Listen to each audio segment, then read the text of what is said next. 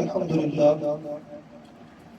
الحمدللہ والصلاة والسلام علی رسول اللہ وعلی آلہ واصحابہ اجمعین اما بعد قال اللہ تبارک و تعالی فی القرآن المجید اعوذ باللہ من الشیطان الرجیم بسم اللہ الرحمن الرحیم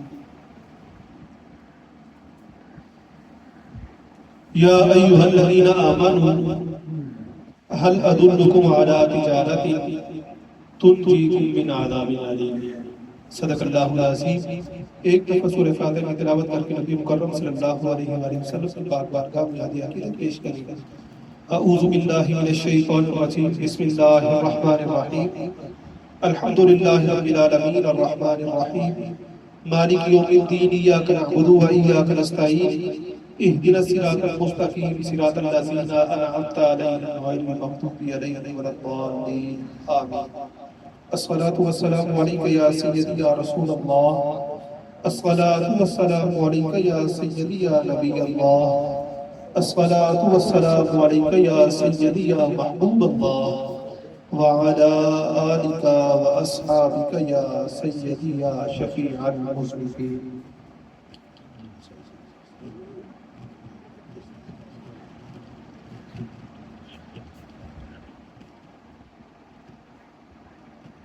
اللہ رب العزت نے قرآن کریم کی اس آیہ مقدسہ میں ایمان والوں کو بالتخصیص مخاطب فرمایا ہے۔ قرآن کریم کا اسلوب یہ ہے کہ کہیں پہ اللہ رب العزت نے مطلقاً انسانوں کو مخاطب کیا ہے، کہیں مطلقاً صرف اور صرف کفار کو مخاطب کیا ہے، اور کہیں صرف اور صرف ایمان والوں کو مخاطب کیا ہے۔ یہ جو آیت مقدسہ ہم نے پڑھی ہے، اس میں ایمان والوں کو مخاطب کرتے ہوئے اللہ رب العزت نے ارشاد فرمایا ہے۔ جو طریقہ کار اپنایا گیا ہے وہ نہایت ہی عمدہ اور دوستانہ ہے۔ جیسے ایک دوست کو مشورہ دیتا ہے، ویسے ہی اللہ رب العزت نے اس آیہ مقدسہ میں ایمان والوں کو مشورہ دیا ہے، حکم دیا ہے، تجویز دی ہے، ایک رائے دی ہے۔ بسم اللہ الرحمن الرحیم یا ایہا الذین آمنوا، اللہ رب العزت نے فرمایا کہ اے ایمان والوں، هل ادلکم علی تجارت، کیا میں تمہیں ایک ایسا کاروبار نہ بتاؤں تنجیکم من عذاب علیم، جو تمہیں دردناک عذاب سے بچا لے۔ کہ جیسے ایک دوست کو مشورہ دیتا ہے کہ اگر تم میری بات مانو، کیا میں تمہیں مشورہ نہ دوں کہ جس سے تمہاری زندگی سنور جائے گی، تمہیں فائدہ ہوگا، اتنا نفع ہوگا۔ اسی انداز میں اللہ تعالیٰ نے فرمایا کہ اے ایمان والوں، کیا میں تمہیں ایک ایسا کاروبار نہ بتاؤں جو تمہیں عذاب سے بچا جائے گا۔ کون سا کاروبار ہے؟ آگے فرمایا تؤمنون باللہ، کہ تم نے اللہ پر ایمان لانا ہے۔ ایمان تو پہلے بھی ہے، اب نئے سرے سے پھر ایمان لانا ہے۔ ورسولہ، اور رسول مکرم صلی اللہ علیہ وآلہ وسلم کی پاک ذات پر بھی ایمان لانا ہے۔ ایمان والوں کو مخاطب کر کے مشورہ دیا جا رہا ہے کہ پھر تم نے اللہ اور اس کے رسول پہ ایمان لانا ہے۔ اور تیسرا کام وَتُجَاهِدُونَ فِي سَبِيلِ اللَّهِ، اور اللہ کے راستے میں جہاد کرنا ہے۔ کس طرح سے؟ بِأَمْوَالِكُمْ، مالوں کے ساتھ، وَأَنفُسِكُمْ، اور اپنی جانوں کے ساتھ۔ فرمایا ذَلِكُمْ خَيْرٌ لَكُمْ، یہی تمہارے لیے بہتر ہے، اِن كُنتُمْ تَعْلَمُونَ، اگر تم جانتے ہو، اگر تمہیں عقل ہے، شعور ہے۔ ایمان لانا اور جہاد بالمال اور جہاد بالنفس، یہ تین چیزیں تمہارے لیے کامیابی کی ضمانت ہے۔ اب ایمان تو بندہ پہلے سے لا چکا ہے، نیا ایمان کون سا ہے؟ ایمان لانے کے تقاضے ہیں۔ جب بندہ مسلمان ہو جاتا ہے تو ایک جو فرائض ہے کہ نماز ہے، روزہ ہے، حج ہے، زکوٰۃ ہے، جہاد ہے، یہ ایمان کا تقاضا ہے کہ جو مسلمان ہے اس پہ یہ کرنا فرض ہے۔ لیکن دوسرا ایمان کا تقاضا یہ ہے کہ نبی مکرم صلی اللہ علیہ وآلہ وسلم نے فرمایا کہ ایمان والا وہ ہے جس کے ہاتھ سے، زبان سے دوسرا مسلمان محفوظ رہے، کہ کسی کو نقصان نہیں پہنچانا، کسی کے ساتھ بدسلوکی نہیں کرنی۔ پھر فرمایا کہ بہترین ایمان والا وہ ہے جو اپنے لیے وہ پسند کرتا ہے وہ اپنے بھائی کے لیے پسند کرتا ہے۔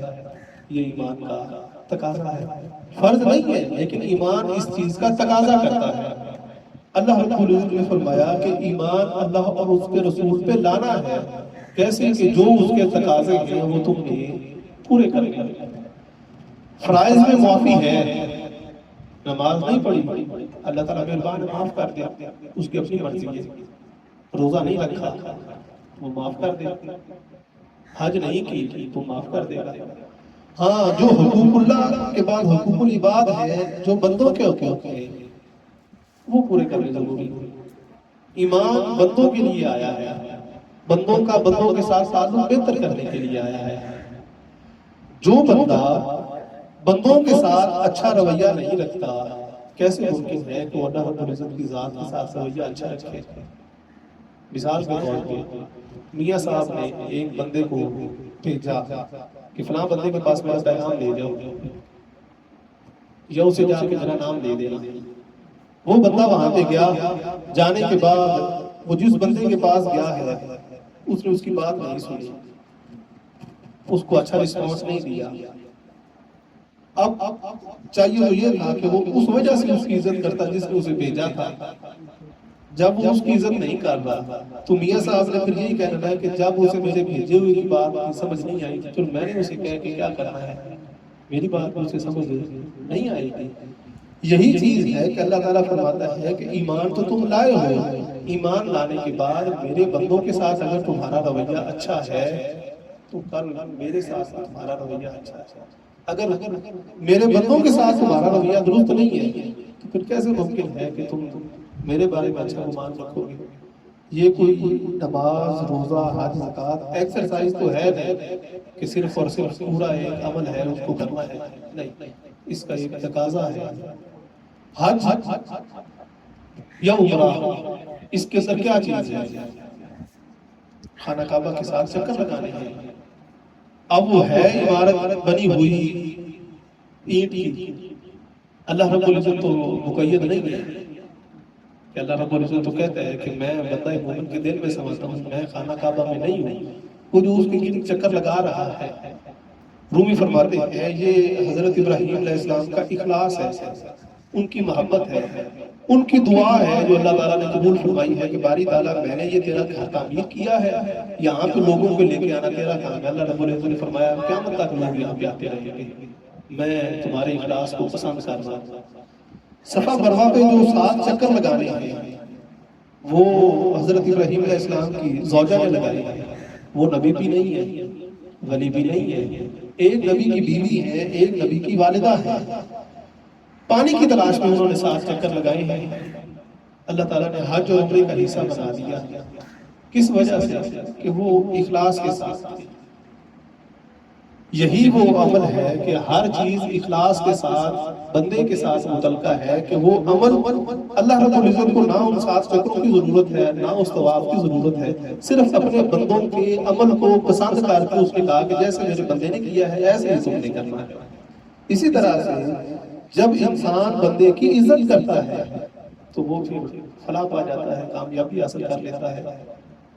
اگلا فرمایا کہ وَتُجَاهِدُونَ فِي سَبِيلِ اللَّهِ، اللہ کے راستے میں جہاد کرو، مال کے ساتھ بھی اور جان کے ساتھ بھی، یہ تمہارے لیے بہتر ہے ان کنتم تعلمون، اگر تم جانتے ہو۔ اس سے ہوگا کیا؟ اللہ تعالیٰ نے فرمایا یغفر لکم، اللہ تعالیٰ تمہیں بخش دے گا۔ کیا بخش دے گا؟ ذنوبکم، تمہارے گناہوں کو، اور تمہیں جنت میں داخل کر دے گا۔ پھر فرمایا وَأُخْرَى تُحِبُّونَهَا، اور ایک دوسری چیز جسے تم بڑا پسند کرتے ہو وہ بھی تمہیں عطا کرے گا. کیا؟ نصر من اللہ وفتح قریب، تم مستجاب الدعوات ہو جاؤ گے، اللہ کی طرف سے مدد تمہارے شامل حال ہو جائے گی. کب شامل حال ہوگی؟ جب تم ایمان کے تقاضے پورے کرو گے، جب تم جہاد کرو گے، جب تم مال کے ساتھ جان کے ساتھ اللہ رب العزت کے راستے میں چلو گے. اللہ رب العزت نے قرآن کریم میں دوسری جگہ پہ پھر ارشاد فرمایا کہ وہ لوگ جو اللہ رب العزت کے راستے میں جہاد کرتے ہیں، اللہ رب العزت فرماتا ہے کہ ہم ان کے لیے اپنی راہیں جو ہیں وہ خود بخود کھول دیتے ہیں. والذین جاہدوا فینا لنہدینہم سبلنا، کہ وہ لوگ جو ہمارے راستے میں جہاد کرتے ہیں ہم ان کے لیے آسانیاں پیدا کر دیتے ہیں، اپنے راستے ان کے لیے کھول دیتے ہیں. اب جو ہماری صورتحال موجودہ چل رہی ہے اس میں ضرورت ہی سمجھ کی ہے کہ ہم یکجا ہوں، ایمان ہمارا مضبوط ہو. اور ایمان کی مضبوطی اس وقت ہی ممکن ہے کہ جب ہم ایمان کے تقاضے پورے کرتے ہوئے ایک دوسرے کی عزت کریں گے، ایک دوسرے کے ساتھ پیار کریں گے، ایک دوسرے کے ساتھ محبت کریں گے، ایک دوسرے کا خیال رکھیں گے. ایمان کیا ہے؟ اللہ رب العزت نے قرآن کریم میں ارشاد فرمایا بسم اللہ الرحمن الرحیم اومن کان میتن، جو بندہ بے ایمان ہے وہ مردہ ہے، کہ کیا وہ جو مردہ تھا فاحییناہ، ہم نے اس کو زندہ کیا. کس کے ساتھ؟ نور ایمان کے ساتھ. وجعلنا لہ نورا یمشی بہ فی الناس، ہم نے اس کے لیے نور بنا دیا جس کے ذریعے وہ لوگوں میں چلتا ہے. اس کے لیے تعلیم و تربیت کا انتظام کیا، اس کے لیے ایک ہدایت کا موقع کھول دیا. آگے فرمایا کمن مثلہ فی الظلمات، وہ اس جیسا ہو سکتا ہے کہ جو بندہ اندھیروں میں گھرا ہوا ہے، لیس بخارج منہا، اور کوئی اسے وہاں سے نکالنے والا نہیں ہے. وہ کون لوگ ہیں؟ اللہ رب العزت فرماتا ہے کذالک زین للکافرین، اسی وجہ سے کفار کے لیے ان کے اعمال مزین کر دیے گئے ہیں کہ وہ ان کے گرد اندھیرا بن گئے ہیں، وہ جکڑے گئے ہیں کہ ہمارے اعمال بڑے پختہ ہیں، ہمارے کارنامے بڑے پختہ ہیں، لہذا ہم اس سے نکل نہیں سکتے. اللہ رب العزت فرماتا ہے کہ جو ایمان والا ہے اس کے گرد یہ چیز نہیں گرتی، وہ پختہ رہتا ہے، ثابت قدم رہتا ہے. اور یہ نبی مکرم صلی اللہ علیہ وآلہ وسلم کو مخاطب کرتے ہوئے اللہ رب العزت نے قرآن کریم کے ارشاد فرمایا بسم اللہ الرحمن الرحیم یا ایھا النبی، اے نبی مکرم صلی اللہ علیہ وآلہ وسلم. حضور کو فرماتا کہ اے محبوب آپ ان کو فرمائیں نہیں، حرد برانگیختہ کریں، ابھاریں، رغبت دلائیں، ان کو مشورہ دیں، ان کو اس طرف قائل کریں کہ میرا یہ عمل ہے اور اس عمل کو تم نے کرنا ہے. کیا ہے؟ اللہ رب العزت نے فرمایا یا ایھا النبی حرد المؤمنین علی القتال، اے نبی صلی اللہ علیہ وآلہ وسلم آپ مومنین کو جہاد پر برانگیختہ کریں، جہاد پر برانگیختہ کریں، ابھاریں، ان کے دلوں کو رغبت دلائیں. آگے فرمایا ہوگا کیا اس سے؟ ان یکن منکم عشرون صابرون، اگر تم میں 20 آدمی صبر کرنے والے ہوں گے، 20 آدمی صبر کرنے والے ہوں گے، یغلبوا مئتین، وہ 20 آدمی 200 پر غالب آ جائیں گے. 20 صبر کرنے والے اگر ایمان میں پختہ ہوں گے تو وہ 200 کفار پہ غالب آ جائیں گے. یہ قرآن کریم ہے، کوئی کہیں سنی کسی کی دوسری بات نہیں. آگے فرمایا وَإِن يَكُن مِّنكُم مِّائَةٌ، اگر تم میں صبر کرنے والے 100 لوگ ہوں گے، یغلبوا الفا، وہ 1000 پر غالب آ جائیں گے. اللہ رب العزت فرماتا ہے الذین کفروا، پس وہ لوگ جنہوں نے کفر کیا، بِأَنَّهُمْ قَوْمٌ لَا يَفْقَهُونَ، وہ اس وجہ سے کافر ہو گئے، وہ بات سمجھتے نہیں ہیں، ان کی عقل کام نہیں کرتی. کس وجہ سے؟ کہ اللہ رب العزت کی جو ذات ہے اس پر ایمان اس چیز کا قرار کرتا ہے کہ بندہ عقل کو پیچھے رکھے اور پھر اس پہ ایمان لائے کہ ایمان پہ غیب ہے، دیکھا نہیں ہے۔ ہم نے تو نبی مکرم صلی اللہ علیہ وآلہ وسلم کی بظاہر زیارت نہیں کی، ظاہری آنکھوں کے ساتھ۔ آپ نے فرمایا کہ اللہ ہے، ہم نے مانا کہ اللہ ہے۔ آپ نے فرمایا کہ یہ قرآن کریم اللہ کا کلام ہے، ہم ایمان لائے کہ اللہ کا یہ کلام ہے۔ علامہ اقبال فرماتے ہیں کہ تو اللہ کا تو منکر ہو سکتا ہے لیکن نبی مکرم صلی اللہ علیہ وسلم کی ذات کا منکر نہیں ہو سکتا۔ وہ شخص اس صورت میں دنیا میں موجود رہے ہیں، تاریخ ان کی گواہ ہے۔ ایک وقت میں تو اللہ کا انکاری تو ہو سکتا ہے لیکن رسول مکرم صلی اللہ علیہ وسلم کا انکاری نہیں ہو سکتا۔ رسول مکرم صلی اللہ علیہ وآلہ وسلم کی زبان مبارک پہ ہم ایمان لائے کہ قرآن ہے، آپ اللہ کے نبی ہیں، اللہ کی ذات موجود ہے، تو اللہ رب العزت فرماتا ہے کہ یہ بات کفار کو سمجھ نہیں آتی۔ یہ محبت کی باتیں ہیں، یہ پیار کی باتیں ہیں۔ شاہ نیاز بریلوی فرماتے ہیں عقل کے مدرسے سے اٹھ عشق میں کدے بیا، عقل کے مدرسے سے اٹھ عشق میں کدے بیا، عیش و نشاط زندگی سب چھوڑ دیا جو ہو سو ہو۔ کہ اللہ رب العزت کی ذات کے لیے عیش و عشرت آسانی سب کچھ چھوڑنا عقل میں یہ نہیں آتا، لیکن کامیابی اسی میں ہے کہ کوئی چیز بھی تم چھپا کے نہ رکھو، سب کچھ اس کی بارگاہ میں پیش کرو۔ کفار کو یہی بات تو سمجھ میں نہیں آتی، وہ کہتے ہیں مال بھی جمع کرنا ہے، جان بھی بچانی ہے اور ہینے بہانے سے ہم بچ کے رہنا ہے۔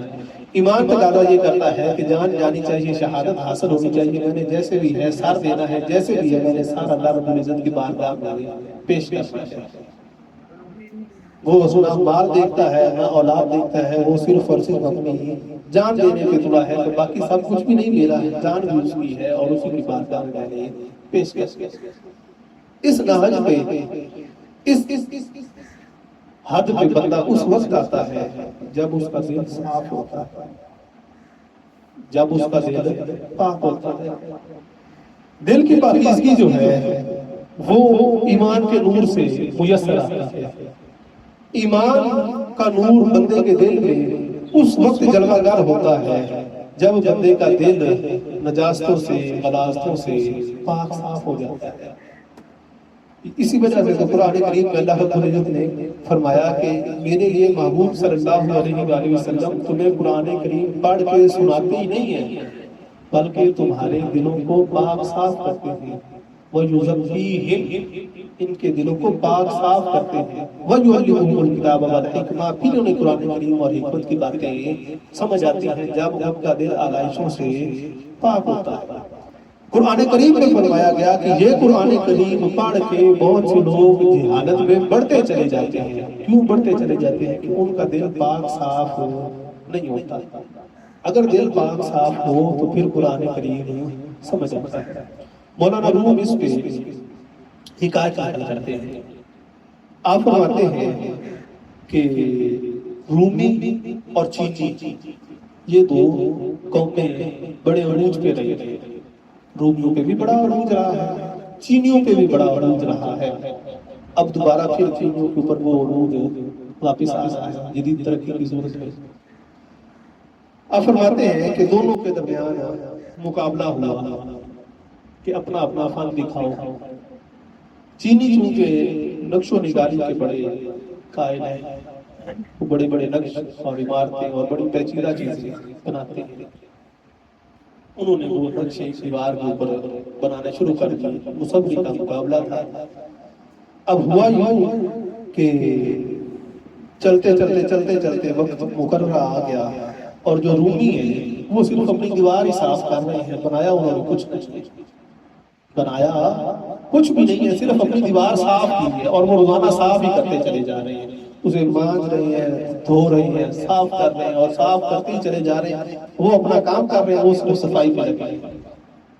اب فرماتے ہیں کہ جب وہ وقت پورا ہو گیا، مقررہ وقت پہ انہوں نے وہ پردہ ہٹایا درمیان میں جو تھا، تو وہ جو چینیوں نے نقش تیار کیا تھا وہ بین ہی اونٹ کی دیوار میں نظر آنا شروع ہو گیا. یہ بات زیادہ متعجب خیز تھی کہ جو بھی ادھر چیز آتی ہے وہ ادھر اس دیوار میں نظر آنا شروع ہو جاتی ہے. یہ دیوار کے اندر ہر ایک نقش نمایاں ہو رہا ہے. وہ سامنے والا بھی آ رہا ہے, اگر اس نقش کو ہٹا کے وہ نیا لے آئیں گے وہ بھی اس دیوار میں نظر آئے گا. رومی فرماتے ہیں کہ یہ زیادہ حیران کن بات تھی. آپ فرماتے ہیں یہ تو ایک ظاہر حکایت ہے. مقصد تمہیں سمجھانے کا یہ ہے کہ تیرا دل جو ہے یہ بھی صاف ستھرا ہونا چاہیے. تو اپنے دل کے اوپر نقش و نگاری میں مبتلا نہ ہو کہ یہ سہولتیں پیدا ہو جائیں, یہ سہولتیں پیدا ہو جائیں, میں اپنے لیے یہ آسانیاں بنا لوں, یہ اچھا کر لوں, یہ گھر بنا لوں. جو بھی چیزیں ہیں, جو بھی ضرورت کی ہیں, سب چیزوں میں تو لگا رہے اور دل کی صفائی کی طرف توجہ نہ دے. ہاں, تو صرف اپنا دل صاف کر لے گا, یہ ساری چیزیں اس میں ظاہر ہونا شروع ہو جائیں گی. اللہ رب العزت تیرے لیے یہ ساری خزانے چیزوں کے کھول دے گا. دوسری جگہ پہ آپ ایک ہدایت لکھتے ہیں محمود غزنوی کی اور ایاز کی. آپ فرماتے ہیں کہ غزنوی نے, محمود نے اعلان کیا کہ میرا خزانہ کھلا ہے, جس کو جو چاہیے لے جائے. سب لے گئے. ایاز بیٹھا رہا, اس نے کہا کیوں نہیں لے کے جاتا؟ تو اس نے کہا چاہیے تو مجھے بھی لے کے پہلے وعدہ کر کے تو دے گا. اس نے کہا بالکل ملے گا. وہ کھڑا ہوتا ہے بادشاہ کے اوپر جا کے ہاتھ رکھتے ہیں, کہتے تو چاہیے. کہتے میرا کیا کرے گا؟ اس نے کہا جو یہ لے گئے ہیں یہ بھی تیرا ہے, یہ اب چاہے واپس لے گئے. جو پیچھے پڑا ہے وہ بھی تیرا ہے, جس کو چاہے دے, جس کو چاہے روک لے. اگر تو میرا ہو جائے گا تو جو یہ گھر میں نہیں جا چکے وہ سارے کا سارا بھی میرا ہے. رومی فرماتے ہیں کہ اسی طرح سے جب تیرا دل صاف ہو جائے گا آلائشوں سے, نجاستوں سے, اس میں ایمان کا نور جلوانگار ہوگا. جب ایمان کا نور جلوانگار ہوگا تو دنیا کی جتنی بھی چیزیں ہیں یہ تیری اختیار میں آ جائیں گی. تو جو چاہے گا تجھے اللہ رب العزت کون کی کلی عطا کرے گا, ویسے ہوتا چلا جائے گا. جن چیزوں کے پیچھے اب تو بھاگ رہا ہے وہ ساری چیزیں تیرے پیچھے ہاتھ باندھ کے کھڑی ہو جائیں گی. ہمارے شیخ محترم سیدی سندی سید محمد اشرف قادری لالہ پاک رحمۃ اللہ تعالیٰ علیہ آپ فرماتے ہیں کہ میں نینوال میں کھیتی باڑی کی غرض سے کچھ زمین میں نے خریدی اور وہاں پہ کھیتی باڑی کرنا شروع کر دی. باغ بھی لگائے, امرود کے, کنوں کے اور دیگر چیزوں کے. اور میں اپنے والد گرامی سیدی سندی سید محمد عزیز قادری رحمۃ اللہ تعالیٰ علیہ سے ایک دن دستار گزار ہوا کہ آپ وقت نکالیں, ادھر ہم نے باغات لگائے ہیں, چیزیں لگائی ہیں, تو آپ بھی چلیں, میں آپ کو دکھاتا ہوں, میں نے بڑی محنت کی ہے. آپ فرماتے ہیں کہ میں بس اسی باتوں میں تھا کہ وہ ایک بندہ آیا, وہ بڑی اچھی ٹوکریاں اس نے پیک کی ہوئی تھی اور اس میں طرح طرح کے پھل تھے, پاکستان کی بھی اور غیر ملکی بھی, اور مطلب جو مطلب عجیب و غریب چیزیں تھیں اس میں, وہ آپ اس میں پیش کر دی. آپ نے کھول کے مجھے فرمایا کہ یہ دیکھو, جن چیزوں کو دکھانے کے لیے تم مجھے کہتے ہو کہ یہاں سے اٹھو اور چل چل وہاں پہ جاؤ نینوال, وہ چیزیں میرا مارتے کیونکہ مجھے یہیں پہ میسر کر رہا ہے, تو مجھے کیا ضرورت ہے کہ میں وہاں سفر کر کے جاؤں. جی چیزیں ہیں کہ جب بندے کا دل صاف ہو جاتا ہے تو پھر خالق کی وہ ساری چیزیں خود بخود عطا کرنا شروع کر دیتا ہے. رومی فرماتے ہیں رومیاں صوفیانت ہے پدر, بیز تکراروں کتابوں دے ہنر.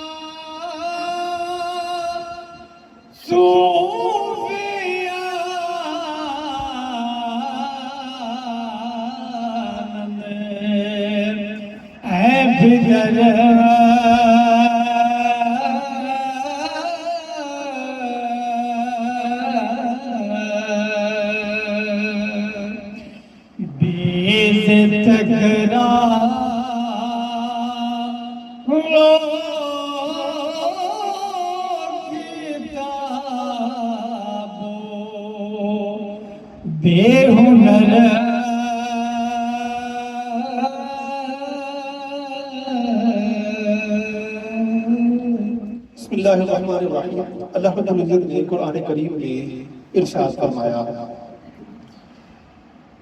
کہ جو مخالف ہے اس کی پستی کو، اس کی کمزوری کو دیکھ کے کبھی اترانا نہیں چاہیے، شکر ادا کرنا چاہیے۔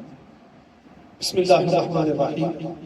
ان یمسسکم کرح، اگر لگی ہے تمہیں کوئی چوٹ، کوئی نقصان پہنچا ہے، فقد مس القوم قرح مثلہ، تو تمہارے دشمن کو بھی ایسی چوٹ پہلے لگ چکی ہے۔ اگر آج تمہیں لگی ہے تو پہلے تمہارے دشمن کو بھی لگ چکی ہے۔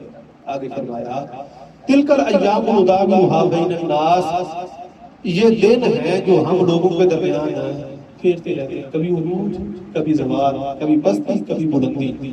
یہ دن لوگوں کے درمیان پھرتے رہتے ہیں، لیکن ان کے پھرنے کے اندر تم نے یہ نہیں کرنا کہ جب تو فراوانی ہے تب اللہ رب العزت سے بے رغبتی ہے، جب تنگی ہے تب اللہ رب العزت کے ساتھ شکوہ اور شکایت ہے، اور شکر کرنے کی طرف نہ ہی پہلے تھا اور نہ ہی اب مائل ہے۔ اللہ رب العزت فرماتا ہے کہ نہیں، ایسے نہیں کرنا۔ یہ دونوں چیزیں کس وجہ سے ہیں؟ اللہ رب العزت فرماتا ہے لیعلم اللہ، تاکہ اللہ رب العزت دیکھ لے الذین آمنوا، کہ وہ لوگ جو ایمان لائے ہیں، یتخذ منکم شہداء، اور بنا لے تم میں سے کچھ گواہ اس کے اوپر کہ یہ میرے ایمان والے ہیں، جب ان کے اوپر دن میں نے پھیرے ہیں تو یہ ثابت قدم رہے ہیں، اور لوگوں کو گواہ بنا لے تو قیامت والے دن یہ تمہارے اوپر گواہی دیں گے کہ یہ دن اس پہ پھر گئے تھے، کمی آ گئی تھی، یہ پھر بھی شاکر رہا ہے، اس کے اوپر فراوانی آئی ہے، یہ پھر بھی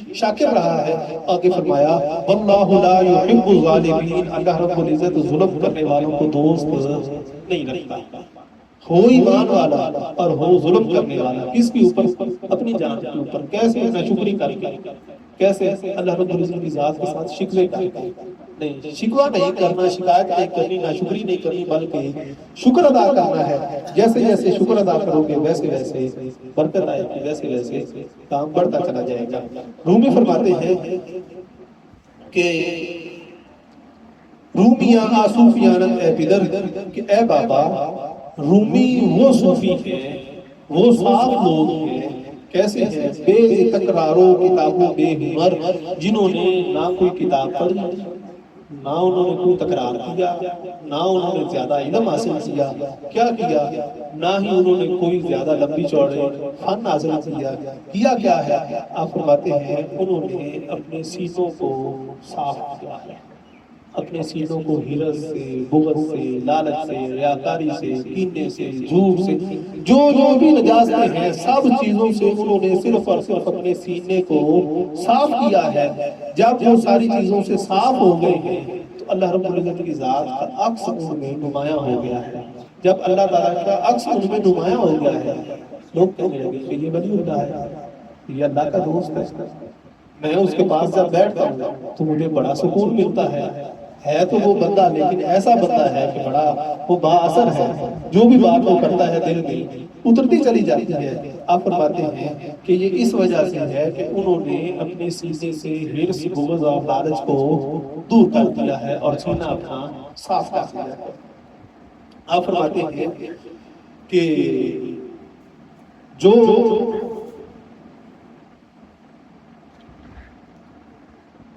اگر شیر پڑھو جی آصفائے آئینہ وصفت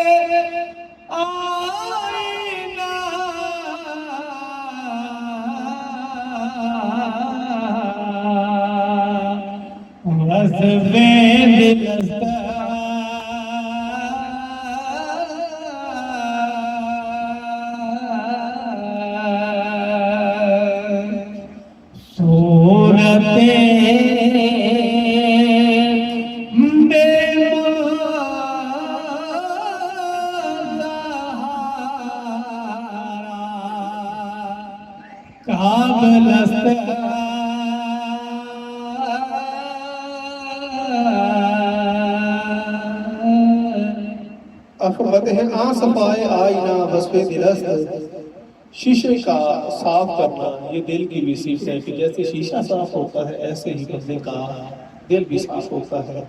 صورت بے منتہا را قابل است، جب یہ صاف ہو جاتا ہے تو یہ کئی لامتناہی صورتیں قبول کرنی شروع کر دیتا ہے کہ ہر ایک چیز اس میں نمایاں ہونی شروع ہو جاتی ہے جب یہ صاف ہو جاتا ہے۔ اللہ رب العزت نے قرآن کریم میں ارشاد فرمایا، بسم اللہ الرحمن الرحیم، یا ایھا الذین آمنوا، اے ایمان والو، اتقوا اللہ، اللہ سے ڈرتے رہا کرو، وقولوا قولا سدیدا، اور سچی بات کہا کرو۔ سچی بات کہنا اور اللہ سے ڈرنا یہ ایمان کی نشانی ہے۔ آگے فرمایا، یصلح لکم اعمالکم، جب تم یہ کرو گے کہ سچی بات کرو گے اور اللہ سے ڈرو گے، وہ تمہارے اعمال خود درست کرے گا، تم درست نہیں کرو گے، وہ تمہارے عمل درست کر دے گا۔ وَيَغْفِرْ لَكُمْ ذُنُوبَكُمْ، اور تمہارے گناہ بخش دے گا۔ وَمَن يُطِعِ اللَّهَ وَرَسُولَهُ، پس جو اللہ اور اس کے رسول کا حکم مانتا ہے، فَقَدْ فَازَ فَوْزًا عَظِيمًا، وہ بڑا کامیاب ہو جاتا ہے۔ کیسا کامیاب ہوتا ہے؟ اس کا دل صاف ہو جاتا ہے۔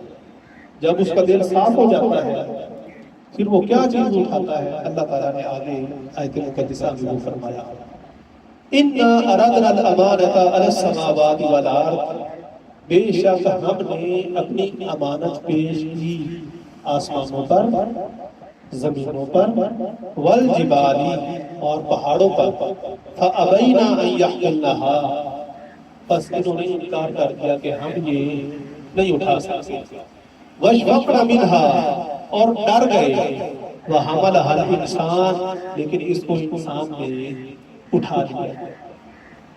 جب بندے کا دل پاک صاف ہوتا ہے، وہ لامتناہی صورتیں اٹھانے والا ہو جاتا ہے، تو وہ پھر اللہ رب العزت کی امانت کو اٹھا لیتا ہے۔ وہ امانت کون سی ہے؟ وہ امانت وہی ہے جس وجہ سے اللہ تعالیٰ نے اس کو مسعود ملائک بنایا ہے۔ وہ امانت علم والی ہے، وہ امانت نبوت والی ہے، وہ امانت آدم علیہ السلام کی جانشینی کی ہے، اور اللہ رب العزت فرماتا ہے کہ وہ امانت ہم نے پہاڑوں پر، زمینوں پر پیش کی، انہوں نے انکار کیا اور ڈر گئے کہ ہم نہیں اٹھائیں گے، لیکن انسان نے اٹھائی۔ کس وجہ سے؟ کہ میں نے اس انسان کا دل صاف کیا ہوا ہے۔ کس نے صاف کیا تھا؟ اللہ تعالیٰ فرماتا ہے میں نے صاف کیا تھا۔ کیسے؟ انہو کان ظلوما جہولا، بے شک یہ بڑا ظالم اور جاہل ہے، عقل کو استعمال میں نہیں لاتا۔ اگر عقل والا ہوتا تو پھر یہ امانت قبول نہ کرتا۔ وہ شاہ نیاز کا جو ہم نے شعر پڑھا، عقل کے مدرسے سے اٹھ، عشق میں کہیں گیا، عیش و نشاط زندگی سب چھوڑ دیا جو ہو تو ہو، تو اس نے اپنی آسانی کو چھوڑا اور اپنے لیے بے آرام ہونے کو پسند کیا۔ پھر آپ کو جا کے عبادت کر رہا ہے، کو بنا رہا ہے۔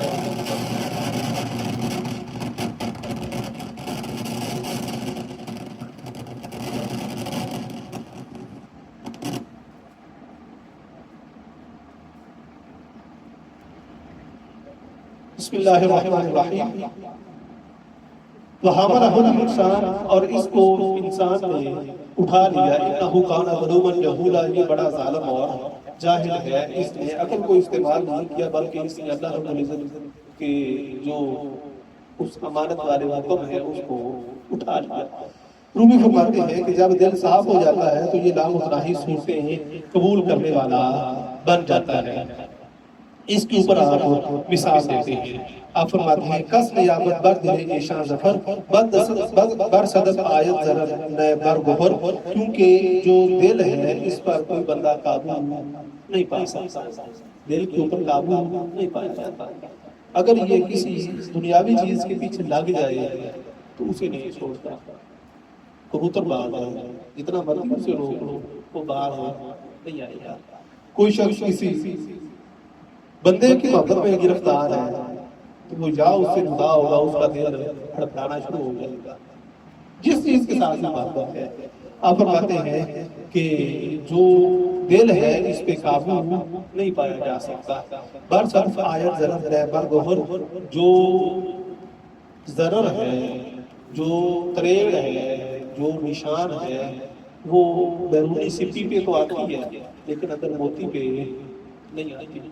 یہ اسی طرح سے جو بندے کا ظاہر جسم ہے، جتنی بھی آزمائشیں ہیں اس پہ تو آتی ہے لیکن بندے کا جب ایمان مضبوط ہو تو پھر وہ ٹکراتا نہیں ہے. لہٰذا تو اپنے اندر جو ایمان ہے وہ مضبوط رکھ اس کو پر تو ثابت کرتا ہے. اور اللہ رب العزت نے قرآن کریم میں جا بجا طور پہ ارشاد فرمایا ہے سورہ بقرہ کے آخر میں کہ مجھ سے یہ دعا مانگا کرو. کیا دعا مانگا کرو؟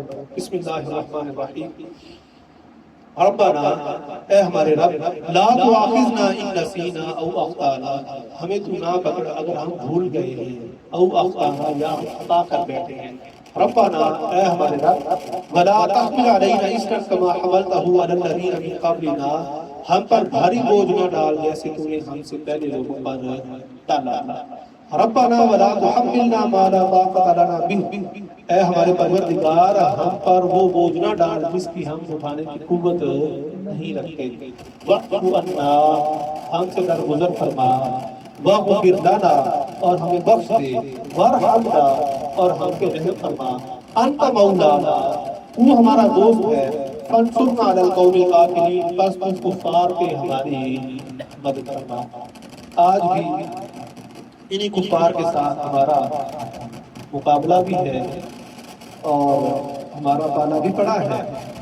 کس وجہ سے پڑا ہے کہ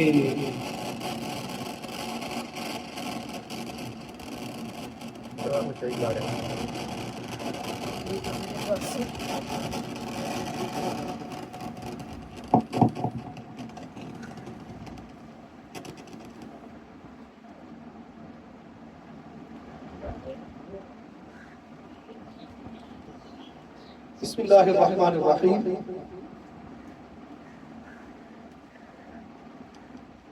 کیونکہ کفار جو ہیں وہ ایمان کو ناپسند کرتے ہیں، اسلام کو ناپسند کرتے ہیں. اللہ رب العزت نے قرآن کریم میں خود ارشاد فرمایا ہے بسم اللہ الرحمن الرحیم. یریدون لیطفئوا نور اللہ، وہ چاہتے ہیں کہ وہ اللہ کے نور کو بجھا دیں. کیسے؟ بافواہہم، اپنے پھونکوں کے ساتھ. واللہ متم نورہ، لیکن اللہ رب العزت اپنے نور کو مرتبہ کمال تک پہنچا رکھے گا. ولو کرہ الکافرون، اگرچہ کفار اس کو ناپسند کرتے رہے. رومی فرماتے ہیں کہ تیرے لیے بھی ضروری یہ ہے کہ تو دل کو پاک صاف کر، ایمان کو مضبوط کر. دل کو پاک صاف کر کے ایمان کو مضبوط کر کے اللہ رب العزت کی بارگاہ میں پیش ہو جا. جب تو اس کی بارگاہ میں پیش ہو جائے گا تو وہ تیری مدد کرے گا اور تیرے اوپر صرف اتنا ہی بوجھ ڈالے گا جو تو اٹھانے کی طاقت رکھتا ہے. رومی فرماتے ہیں گرچہ نحو فکر ہو را بمزاشتن لیک محو فقر را برداشتن، اگرچہ جس طرح سے رومیوں نے نحو نہیں پڑھی ہوئی تھی، عربی گرامر، انہوں نے فقہ نہیں پڑھی ہوئی تھی، لیکن وہ صرف فنا کے اوپر سوار تھے کہ کچھ باقی نہیں رہنا چاہیے، صرف اور صرف اس کی ذات باقی رہ جائے. وہ صرف اور صرف صفائی کرتے رہے. اسی طرح سے تو بھی اپنے دل کو صاف کر کے اس خالق حقیقی کے سامنے پیش ہو جا اور اپنے افعال کے اوپر، اپنی تدبیروں کے اوپر بھروسہ کرنا چھوڑ دے. وہ ساری چیزیں تیری اختیار میں آ جائیں گا. جیسے تو چاہے گا ویسے ہونا شروع ہو جائے گا. اگر تو اپنی تدبیروں پہ بھروسہ کر کے بیٹھے گا تو پھر تجھے یہ چیزیں کامیاب نہیں کر سکیں گی. آپ فرماتے ہیں کہ تا نقوش حشت جنت تافتست، جب آٹھوں بہشتوں کے نقوش ابھرے ہیں لوح دل شام، تو ان کے دلوں کو اللہ رب العزت کی ذات نے وہ قوت عطا فرمائی ہے کہ وہ نقش سارے کے سارے اس کے اندر ظاہر ہو گئے ہیں. آپ فرماتے ہیں اسی طرح سے اللہ رب العزت نے تجھے بھی وہ قوت اور وہ طاقت عطا کی ہے کہ تیرے اندر بھی سارے جہان کے سارے نقش ظاہر ہو سکتے ہیں، لیکن ضرورت اس عمل کی ہے کہ تو اپنے دل کو صاف کر لے. اللہ رب العزت کی بارگاہ میں دعا ہے کہ ہمیں نبی مکرم صلی اللہ علیہ وآلہ وسلم کے پاک اسوہ حسنہ پر عمل کرنا ہونے کی توفیق عطا فرمائے. ہمارے دلوں کو اپنی پاک ذات کا نور عطا فرمائے اور ہمارے دلوں کا رخ اپنی پاک ذات کی طرف کر کے ہمارے گناہوں کو معاف فرمائے. شاہ چل کربلا واجد دارا ربنا آتنا فی الدنیا حسنۃ وفی الآخرۃ حسنۃ وقنا عذاب النار.